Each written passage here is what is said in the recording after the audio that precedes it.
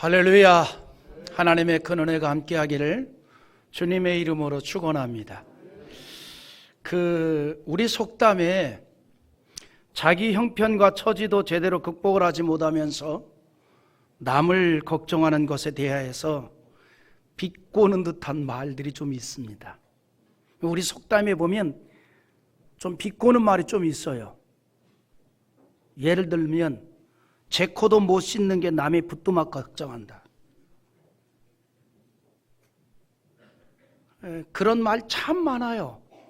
또 있어요. 조속거리도 없는 주제에 천하를 걱정한다. 당장에 아침과 저녁 먹을 거리도 없는데 자기 처지를 염려치 않고 오히려 천하를 염려한다는 거예요. 예전에는 어린아이들이 코를 많이 흘렸어요. 요즘 아이들은 참 코를 안 흘리는 것 같아요. 그 초등학교 들어가면 이렇게 명찰을 옆에 이렇게 손수건 달아줬잖아요. 코 닦으라고. 근데 그 아이들 중에 보면 자기 코는 이 아랫뉴스까지 내려왔는데 남의 코 닦으려고 쫓아다니는 애들이 있다. 그때 하는 말이 네 코를 먼저 닦아라. 그러니까 그런 얘기들이 참 많이 있는데 모두가 다 제 구실도 못하면서 주제넘게 다른 일, 큰 일에 관여하는 어리석음을 비꼬는 말들이 있습니다. 그런데 여러분, 이런 생각을 해봐요. 우리가 항상 자기 주제만큼만 생각을 하고 살아간다면 우리의 미래는 희망이 없는 거예요.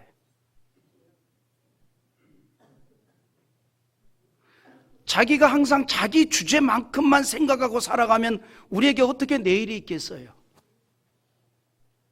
우리는요, 교만하라는 말이 아니라 자기 주제를 좀 넘어서 생각하고 살아야 돼요. 어째 아멘이 주무실까? 여러분, 하나님께서는 이 땅에 태어난 모든 사람들에게 어떤 가능성을 주었어요. 가능성, 잘할 수 있는 가능성, 잘 될 수 있는 가능성, 신앙생활도 잘할 수 있는 가능성을 주었어요. 그거를 애써 자기가 외면하니까 그렇지. 그러니까 절대로 나는 이렇게 살 거야 이러지 마세요. 믿음생활 잘할 가능성이 여러분 모두에게 다 있어요. 믿습니까?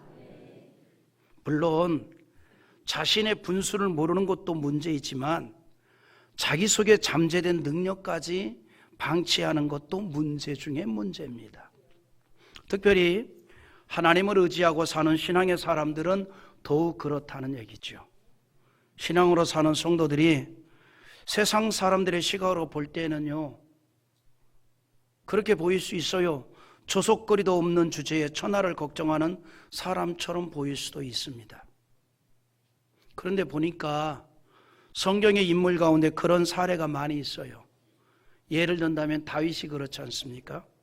다윗이 자기 민족을 품에 안고 기도하기를 뭐라고 기도했는 거니?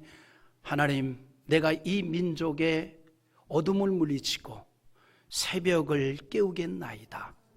그렇게 기도를 했어요. 여러분, 다윗이 하나님을 찬송하면서 그런 기도를 하는데 시편 57편 7절과 8절에서 했던 내용입니다. 한번 읽어보겠습니다. 하나님이여, 내 마음이 확정되었고 내 마음이 확정되었사오니 내가 노래하고 내가 찬송하리이다. 내 영혼아 용 깰지어다. 비파야 수구마 깰지어다. 내가 새벽을 깨우리로다. 여러분, 다윗이 이처럼 민족의 새벽을 깨우겠다라고 마음에 확정을 하고 그것을 말할 때에 그의 형편이 어떤 상황이었을까요? 잘 나가던 때가 아니에요. 사울왕의 칼을 피해서 도망을 다니고 숨어 지내던 그런 시절입니다. 사울왕을 피해서 광야 굴 속에서 은신하고 있을 때에 자기 한 목숨 부지하기도 어려운 그때에 그는 가슴에 이스라엘 민족을 품고 민족의 영광스러운 미래를 생각하며 기도했다는 거예요. 내가 이 민족의 찬란한 아침을 맞이하도록 하겠다는 기도를 했습니다. 이런 다윗의 모습이 앞에서 말했듯이 조석거리도 없는 주제에 천하를 걱정하는 것처럼 보여질 수도 있는 거죠. 그러나 다윗은 전능하신 하나님을 의지하고 믿는 믿음이 있었고, 그를 통해서 이루시는 하나님의 사명을 받았던 것입니다. 이런 사명은 다윗만이 아니라 예수를 영접하여 구원을 받은 모든 하나님의 백성들에게 주어진 사명인 줄 믿으시기 바랍니다.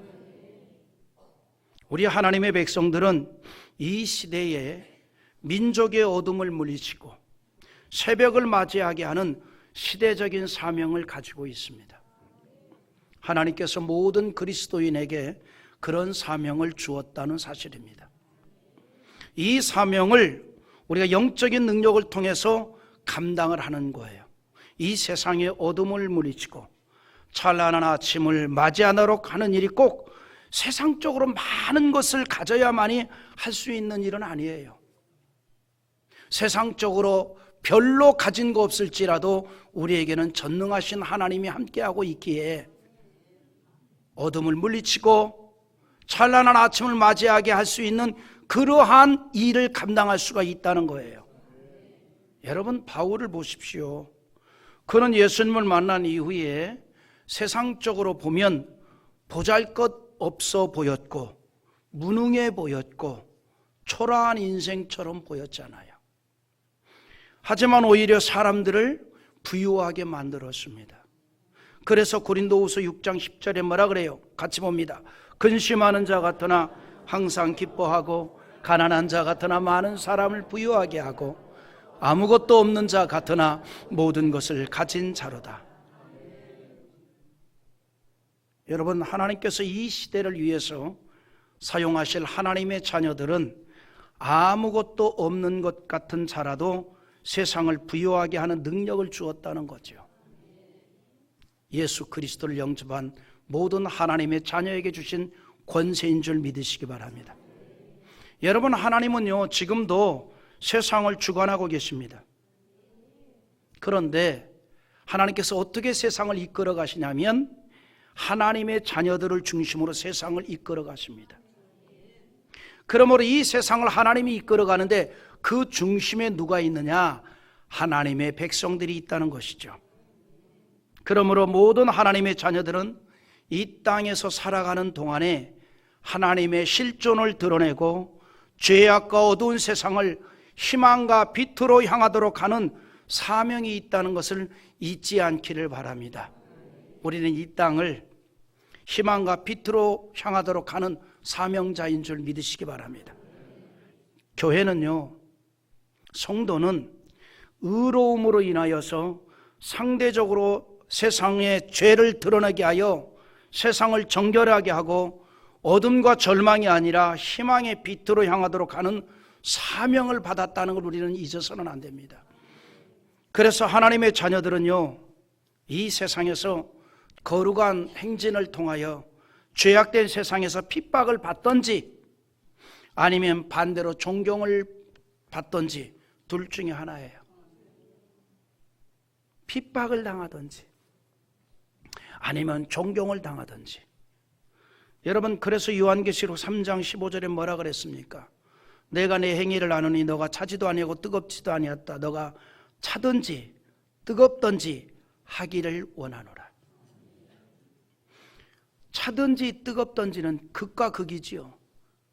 우리가 신실하게 정직하게 믿음으로 살아가는 가운데에 핍박을 당하든지 아니면 존경을 받든지, 우리는 둘 중에 하나입니다. 중간 지대가 없습니다. 여러분, 우리 한국 사회가 영적으로나 일반적으로 볼 때에 마치 소나기가 내려오기 직전에 먹구름으로 가득한 하늘과 같다는 생각이 들지 않습니까? 저는 간혹 그런 생각이 들을 때가 있습니다. 왜냐하면 우리 사회가 하나님이 말씀하신 삶의 원리에서 점점 벗어나고 있기 때문이에요. 영적인 문제만이 아니라 모든 분야에서 하나님께서 세워놓으신 우리 인간 사회의 수직 조직과 수평 조직이 무너지고 있습니다. 여러분, 우리가 어떤 방편으로 살든지 하나님이 세워놓으신 우리 사회에, 우리 인간의 삶에 기본 원리가 있습니다. 그게 뭐냐면 수직 조직과 수평 조직이에요. 우리 인간은요, 수직 문화와 수평 문화를 잘 지켜나가야 하는 인생입니다. 여기에서 말하는 수직 문화는 영적으로는 하나님과 인간의 신앙적인 문화이고, 수직 문화, 육신적으로는 부모와 자녀 그리고 사회 위계 질서를 말하는 거예요. 가정에서 부모와 자녀의 수직 문화가 이루어져야 된다 이 말입니다. 그런데 우리 사회가 점점 이 수직 문화가 무너져 가고 있습니다. 수직이 없는 사회가 되어가고 있다는 겁니다. 그것이 마치 대단한 인권 문화와 평등이 이루어진 것처럼 생각을 하고 있다는 데 문제가 있습니다. 그러나 여러분, 수직 문화가 무너지면 이 사회가 무너집니다. 사람들의 마음속에 공경심과 존경심과 섬김이 무너지면 사람은 동물적이 되어질 수밖에 없는 거예요. 그래서 성경은요, 수직 문화를 형성하도록 하기 위해서 제일 먼저 가정에서 부모를 공경하라 이렇게 말하는 겁니다. 그 공경의 의식을 가지고 사회에서도 공경할 자를 공경하라는 거예요. 출애굽기 20장 12절에 이렇게 말합니다. 내 부모를 공경하라. 그리하면 내 하나님 여호와가 내게 준 땅에서 내 생명이 길리라 그랬습니다. 율법으로 말씀하고 있어요. 이 수직 문화의 근간이 되는 공경을요, 선택사항이 아니라 율법으로 명령하신 겁니다. 그렇게 함으로 가정에서부터 수직 문화가 형성이 되도록 지켜지도록 말하고 있는 겁니다. 또 레위기 19장 32절에 이렇게 말합니다. 너는 센 머리 앞에서 일어서고 노인의 얼굴을 공경하며 내 하나님을 경외하라. 나는 여호와이니라. 이 공경심이 밖으로 나아가서 그대로 이루어지라는 겁니다. 여러분, 공경은요, 인간 사회를 지탱하는 가장 기본적인 질서입니다. 그런데 이것이 무너져 가고 있어요. 또한 수직 문화만 무너져 가는 게 아니지요. 수평 문화도 극단적 개인주의로 인하여서 점점 무너져 가고 있습니다. 수평 문화는 뭔가니 함께 서로 사랑하고 격려하고 도우면서 살아가는 문화를 말합니다. 이런 문화가 사라져가고 있다는 것이죠. 나만 편하면 되고 나만 좋으면 만족하는 사회가 되어가고 있습니다. 이렇게 되면 수직 문화도 수평 문화도 무너지게 되는 것이죠. 이것은 인간 타락의 가속화만을 가져오게 되는 것입니다. 이런 시대에 우리가 다윗처럼 민족을 가슴에 품고 기도하는 가운데 희망의 빛을 전하는 사명을 감당할 수 있기를 기대합니다. 지금 우리의 현실을 보면요, 신앙적인 면에서도 너무나 인본적인 신앙이 되어가고 있습니다. 하나님에 대한 절대적인 신뢰가 아니라 종교 형식적인 신뢰가 되고 있습니다. 다시 말해서 영혼에 대한 갈급함이 없어져 가고 있다는 겁니다. 하나님에 대한 간절함이 없습니다. 은혜에 대한 갈급함이 없습니다. 목마른 사슴이 시냇물을 찾기에 갈급함과 같은 그런 간절함이 점점 사라져가고 있다는 거죠. 잠언 8장 17절에는 뭐라고 얘기하는가 하니 나를 사랑하는 자들이 나의 사랑을 입으며 나를 간절히 찾는 자가 나를 만날 것이라 그랬어요. 하나님 만나기를 원합니까? 간절히 찾으십시오. 예배 가운데 하나님을 간절히 사모하십시오. 우리의 일상의 삶 가운데 하나님을 의지하며 하나님의 은총을 간절히 사모하신다면 그곳에서 하나님을 만나게 될 줄 믿습니다. 그럼에도 불구하고 사람들이 부족함을 느끼지 못하니 영적으로 갈급함이 없는 겁니다. 기도와 찬송이 메말라가고 있습니다. 하나님의 아들이신 예수님이 여러분 부족함이 있어서 간절하게 기도한 게 아니잖아요. 오로지 자신이 감당할 대속의 사명을 위해서 그렇게 간절하게 기도했습니다. 누가복음 22장 44절에 우리 한번 읽어볼까요?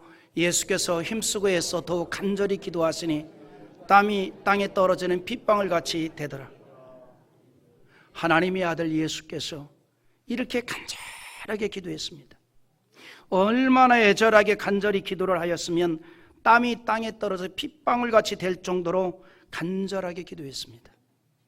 하나님의 아들이신 예수가 이렇게 기도했어요. 우리에게 그런 간절함이 필요합니다. 여러분, 사람들이요 살면서 참 염려를 많이 합니다.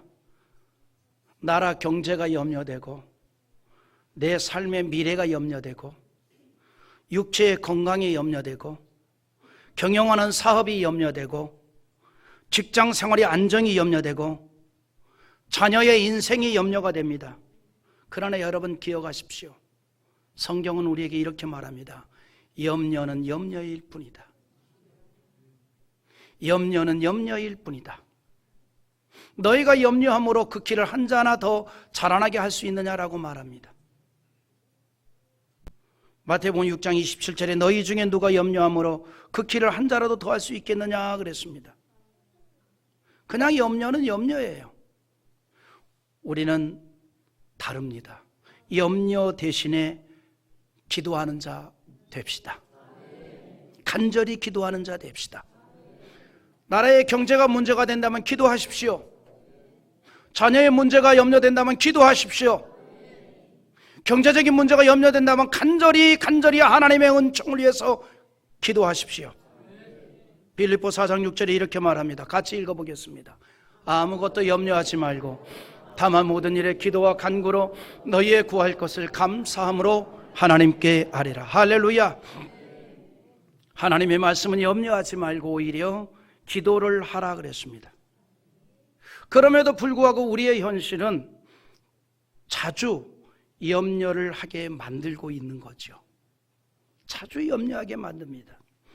특별히 세상이 영적으로 암흑처럼 되어가고 있습니다.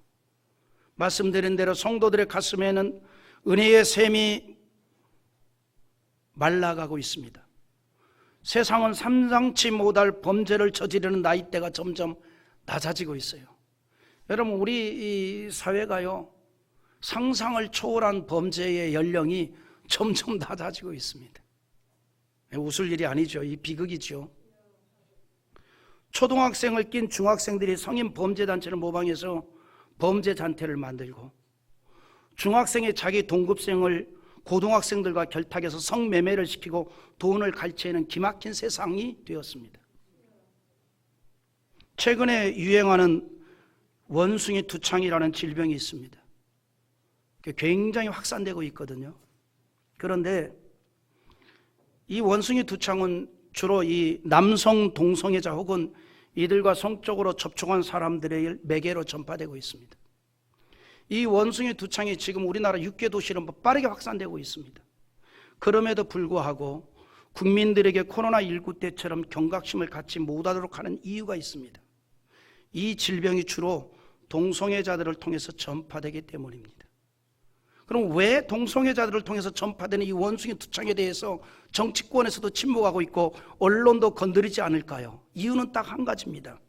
정치인이나 기타 여론을 중요하게 여기는 자들이 200만 명이나 되는 동성애자들의 표심을 건드리고 싶지 않기 때문입니다. 그들을 탓해 삼아서 어떤 공격적인 발언을 하고 싶지 않은 거예요. 그럼에도 불구하고 지금 확산되고 있습니다. 우리가 지금 이런 세상을 살고 있는 거예요.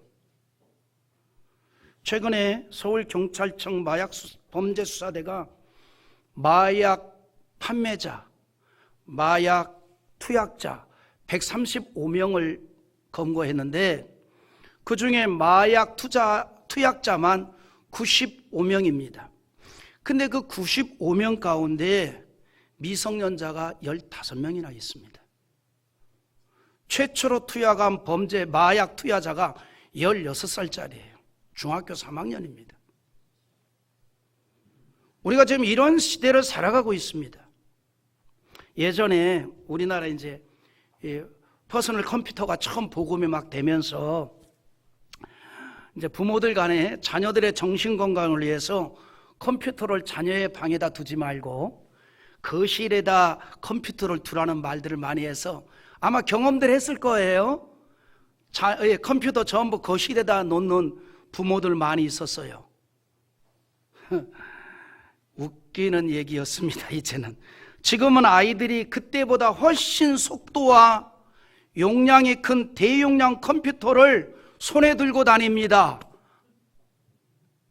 스마트폰 하나만 들고 있으면 시간 가는 줄 몰라요. 각종 범죄성 영상의 홍수를 이루고 있고 아이들이 마음만 먹으면 얼마든 접속을 할 수 있습니다. 뭘 얘기합니까? 인간의 수단과 방법으로 어떤 걸 통제할 한계가 벗어났다 이 말입니다. 이제는 떠났다 이 말이에요. 오늘 여러분 우리 시대가 본문이 말씀하는 시대처럼 보이지 않습니까? 2절 한번 다시 읽어보십시다. 보라, 어둠이 땅을 덮을 것이며 캄캄함이 만민을 가리려니와 오직 여호와께서 내 위에 임하실 것이며 그의 영광이 내 위에 나타나리니. 뭐라고 얘기하는 거니? 어둠이 땅을 덮고 캄캄함이 만민을 가리는 그런 시대가 되었다 이 말입니다. 제가 성경을 읽다 보니 기도 중에 오늘 우리 시대가 이런 시대가 된 것 같아요. 어둠이 땅을 덮어버리고 캄캄함이 만민을 가려버렸습니다. 보아야 할 것을 보지 못하는 시대를 만들어버렸다 이 말입니다. 바르게 판단해야 될 판단을 하지 못하게 만들어버렸다 이 말입니다. 사회가 태양빛도 잃고 달빛도 잃은 그런 캄캄한 시대가 되어버렸다 이 말이죠. 그래서 바른 것을 깨우칠 지도자들이 사라져가는 겁니다. 정치인들은 정치인들대로 표심에 어려움이 올까봐 바른 걸 말하지 못하는 거예요. 바른 정책을 결정하지 못하는 겁니다. 오로지 표심을 따라가는 거예요. 표심만 된다면 별 액션을 다 취하는 거예요. 사회의 기준점이 사라져가고 있습니다. 그러나 여러분, 그런 캄캄한 시대가 되게 할 수는 없습니다. 우리는 빛 대신 예수 그리스도와 함께하는 하나님의 백성들이기 때문입니다. 우리라도 깨우쳐야 합니다. 어둠이 온 땅을 덮고 캄캄함이 만민을 가려울 때에 하나님의 빛과 영광을 받은 교회가 일어나 빛을 발하여 맡겨진 사명을 감당해야 한다는 것입니다. 하나님의 자녀들은 이 시대의 선지자요 파수꾼입니다. 하나님께서는 각 시대마다 그 시대를 깨우칠 영적인 파수꾼을 세우시고 주신 사명을 온전히 감당하기를 원하십니다. 제가 그동안 교회에 세운 비전 시리즈 설교를 주일 예배를 통해서 나누었습니다. 오늘이 그 10번째입니다. 교회에 세운 비전 시리즈를 10번째로 마무리하면서 결론을 이렇게 내립니다. 우리가 감당할 사명을 다시 붙잡자. 우리가 이 시대를 깨우는 선지자요 세상을 지키는 파수꾼이 되어야 한다는 사실입니다. 그런데 이 일은 우리의 힘이 아니라 하나님의 능력이 필요하다는 거죠. 우리의 힘으로 되는 게 아닙니다. 그래서 바울 사도가 고백하기를 빌립보 4장 13절에 내게 능력 주시는 자 안에서 내가 모든 일을 할 수 있느니라 그랬습니다. 마치 홍수처럼 거대한 물줄기가 이 사회를 휩쓸고 가는 이때에 우리의 능력으로 이걸 막을 길이 없다는 거죠. 전능자 하나님의 능력이 필요한 시대가 됐습니다. 우리가 그 능력을 받아야 된다는 것이죠. 그리고 이 시대를 깨우는 하나님의 사람들이 되기를 원하는 겁니다. 골로새서 1장 29절에 이렇게 얘기합니다. 같이 읽어봅니다. 이를 위하여 나도 내 속에서 능력으로 역사하시는 이의 역사를 따라 힘을 다하여 수고하노라. 무슨 얘기냐면 하나님께서 주시는 능력으로 힘을 다하여 수고를 하였다는 거예요. 하나님께서 능력을 주심으로 우리가 이 시대에 빛을 날쌘 수 있지만 그렇다고 우리가 힘쓰지 않는다는 것이 아니라 힘을 다하여 수고해야 한다는 것을 바울 사도가 간증을 통해서 우리에게 말해주고 있습니다. 여러분, 신앙은요 힘쓰고 애써야 하듯이 우리에게 주어진 사명도 힘쓰고 애써서 사명을 감당하는 겁니다. 여러분, 이사야서 62장 6절과 7절에 보면요, 의미 있는 말씀을 했어요. 천천히 한번 읽어볼까요? 봅니다. 예루살렘이여, 내가 너희의 성벽 위에 파수꾼을 세우고 그들로 하여금 주야로 계속 잠잠하지 않게 하였느니라. 너희 여호와를 기억하시게 하는 자들아, 너희는 쉬지 말며 또한 여호와께서 예루살렘을 세워 세상에서 찬송을 받게 하시기까지 그로 쉬지 못하게 하라. 할렐루야. 무슨 얘기냐면 성벽 위에 파수꾼을 세우고 낮과 밤으로 계속하여 잠잠하지 않도록 쉬지 않고 잠잠하지 않게 할 뿐만 아니라 하나님께서도 쉬지 못하게 하라 그랬어요. 하나님께서도 쉬지 못하게 하라? 어떻게 하면 하나님께서도 쉬지 못하게 만들까요? 하나님께서도 우리가 돌리는 찬송을 받고 기도를 들으시기 위해서 쉬지 않도록 하라는 거예요. 할렐루야. 하나님은 쉬지 않도록 하라는 겁니다. 그럴 때 교회가 교회의 사명을 감당할 수가 있는 거예요. 그래서 성도가 성도로서의 이 땅에서 사명을 감당하려면 쉬지 않도록, 하나님이 쉬지 않게 찬송을 받고 기도를 들으시도록 끊임없이 찬양하고 끊임없이 기도하라 이 말입니다. 그렇게 해서 하나님이 계속 일을 하도록 하라는 거예요. 그렇게 하나님께서 계속 일을 하시도록 우리가 할 일은 바로 찬송과 기도가 멈추지 않는 겁니다. 여러분, 그래서 교회는요, 찬송과 기도가 멈추지 않는 재단이 되어야 합니다. 새벽이 가까울수록 더욱 캄캄해지는 것처럼 우리 시대가 마지막 시대다 보니 영적으로 매우 혼탁한 시대가 됐습니다. 그런데 이처럼 캄캄하고 어두울수록 여호와의 영광이 임하고 빛을 받는 교회는 일어나 빛을 발할 때가 되었다는 것입니다. 세상이 영적으로 어두워질수록 사단은 사람을 망하게 하고 인간 사이를 파괴하는 다양한 방법을 사용합니다. 그래서 사람의 문화를 조종하고 사람의 심성을 움직입니다. 사람의 심성을 잔인하게 하여서 가나간 방법으로 다른 사람을 힘들게 하고 어렵게 합니다. 사람이 사람을 공격하고 죽이고 멸망하게 합니다. 그런가 하면 사단의 속성을 따라서 살아가게 합니다. 여러분, 사탄은 본래 하나님을 찬양하던 천사장이 타락을 하여 자기 자리를 떠나서 하나님을 대적하다가 쫓김을 받았고 세상 종말이 올 때까지 사람들을 자기와 같이 타락하게 만들어 하나님을 대적하는 마귀가 되었습니다. 그래서 사람을 타락하게 만들고 악하게 만들고 그래서 멸망하게 하는 것입니다. 말세가 되면 이 같은 사탄의 역사가 강하게 나타나는 것을 볼 수 있습니다. 하나님이 없는 세상의 문화는요, 사탄의 영향을 받을 수밖에 없기 때문에 그 문화는 발전할수록 육체적인 것을 문화가 이루어지고 사람을 더욱 타락하게 만들어버리는 거예요. 여러분, 아무리 찬란한 인간의 문화라 할지라도요, 하루아침에 무너지고 사라질 수 있어요. 창세기에서 바벨탑을 쌓은 사람들이 흩어진 사건을 우리는 봅니다. 노아의 홍수 사건 이후 사람이 다시 번성하게 되었을 때 다시 하나님 앞에 그들의 교만함을 드러내고 있습니다. 사람의 이름을 후세에 남기려는 마음과 또한 흩어짐을 면하려는 계획 가운데서 교만의 탑을 쌓았던 거예요. 바벨탑을 쌓는 일이 왜 악한 일이 된 것일까요? 여러분, 창세기 11장 4절에서 바벨탑을 쌓는 이유에 대해서 이렇게 말합니다. 같이 읽어봅시다. 또 말하되 자 성과 탑을 건설하여 그 탑 꼭대기를 하늘에 닿가여 우리 이름을 내고 온 지변의 흩어짐을 면하라 하였더니, 여기 뭐라 그래요? 바벨탑을 쌓는 목적을 이렇게 말합니다. 우리의 이름을 내고 온 지면의 흩어짐을 면하자 그랬습니다. 나름대로 계획이 있었어요.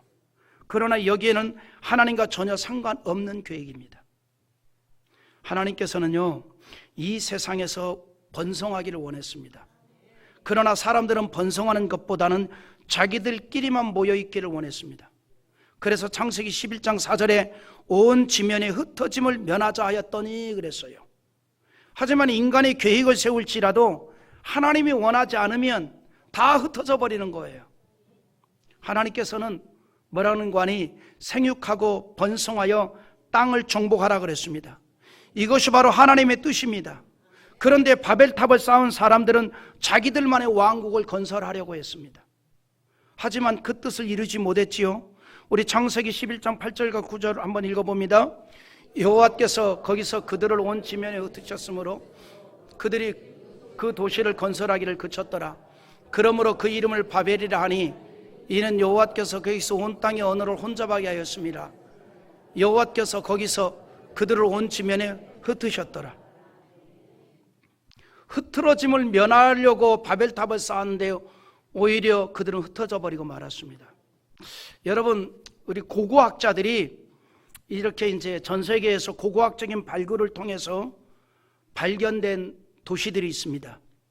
그 도시들 가운데는 과거에 수십만 명이 거주했을 것으로 추정되는 도시들이 세계 곳곳에서 발견이 됩니다. 그런데 그러한 도시들이 감추어져 있다가 사람들에게 발견되기까지 그곳에 단 한 사람도 거주하지 않고 있었습니다. 우리 관광 많이 가는 곳 있죠. 캄보디아의 시엘림에 있는 앙코르와트. 여러분, 1860년경 불란서 사람에 의해서 발견될 때까지 그 나라 사람들까지도 그런 엄청난 도시가 있다는 것을 몰랐어요. 연구 조사에 의하면 적어도 그곳에 100만 명 이상이 거주할 수 있었던 곳으로 추정을 합니다. 그런데 1860년 발견될 당시 단 한 사람도 거주하지 않았어요. 인간이 아무리 위대한 문화를 만든다 할지라도 하나님이 허락지 아니하면 하루아침에 사라집니다. 하루아침에 무너집니다. 사람들은 단순히 불가사의한 일이다라고만 합니다. 기억하십시오. 하나님은 여전히 인간의 역사를 주관합니다. 세계가 다 하나님의 손에 있습니다. 출애굽기 19장 5절에 이렇게 말합니다. 한번 읽어보겠습니다. 세계가 다 내게 속하였나니 너희가 내 말을 잘 듣고 내 언약을 지키면 너희는 모든 민족 중에서 내 소유가 되겠고. 아멘. 사랑하는 성도 여러분, 세계 역사를 주관하는 하나님께서 오늘 우리에게 어두워진 세상에 빛을 발하라는 명령을 하였습니다. 1절에 뭐라고 말합니까? 일어나라, 빛을 발하라. 이는 내 빛이 이르렀고 여호와의 영광이 너희 위에 임하였음이라 그랬습니다. 이 어두워진 세상에 오직 세상의 빛이 되시는 예수님을 통해서 희망을 찾을 수 있기에 이 빛을 전하라는 겁니다. 우리 대한민국만 놓고 봅시다. 사람을 사람답게 만드는 교육 현장이 무너졌습니다. 지금은요, 체벌을 할 수가 없어요. 왜냐하면 학생들마다 전부 고성능 카메라를 다 갖고 있어서 뭐라고 선생님의 격한 소리만 해도 다 그걸 촬영을 해서 이걸 다 이렇게 학생 인권을 침해했다고 해서 다 공개해 버립니다. 체벌이 안 되는 거예요. 그러니까 가장 중요한 교육 현장이 무너져 버리니까 교육이 안 되는 거죠. 잠자는 아이들, 떠드는 아이들, 이걸 나무랄 수가 없어요. 체벌이 안 되는 시대가 됐습니다. 최근에 우리나라 군대에서 대마초가 무더기로 발견됐습니다. 병사들이 몰려가가지고 대마를 피워댔어요. 완전히 군대가 당나라 군대 돼버렸습니다. 우리 사회가 대단히 기준점이 사라져가고 있는 거예요. 중심점이 없어져 가고 있습니다. 이 물결을 막을 수가 없어요. 뭘로 깨우쳐야 될까요? 예수 그리스도의 신앙으로만이 깨우칠 수 있습니다. 하나님의 말씀으로만이 가능합니다. 오늘 우리 교회가 그 사명을 감당하기를 원합니다. 신앙이 살아있는 민족은 망하지 않습니다. 하나님의 은혜가 있기 때문입니다. 우리 교회가 이 시대의 민족을 살리고 우리의 조국 대한민국이 하나님의 복을 받는 국가로 나아가도록 하기 위해서 희망의 빛을 증거하는 일에 온전히 힘쓰기를 기대합니다. 이를 위해서 내가 먼저 예수의 영으로 충만합시다. 내가 먼저 하나님의 영으로 충만합시다. 내가 먼저 진리의 말씀으로 무장됩시다. 우리의 가슴에 예수의 영으로 충만하고 우리의 사회가 예수의 영으로 충만해지는 비전을 품에 안고 기도하며 나아가는 희망을 전하는 교회가 될 수 있기를 주님의 이름으로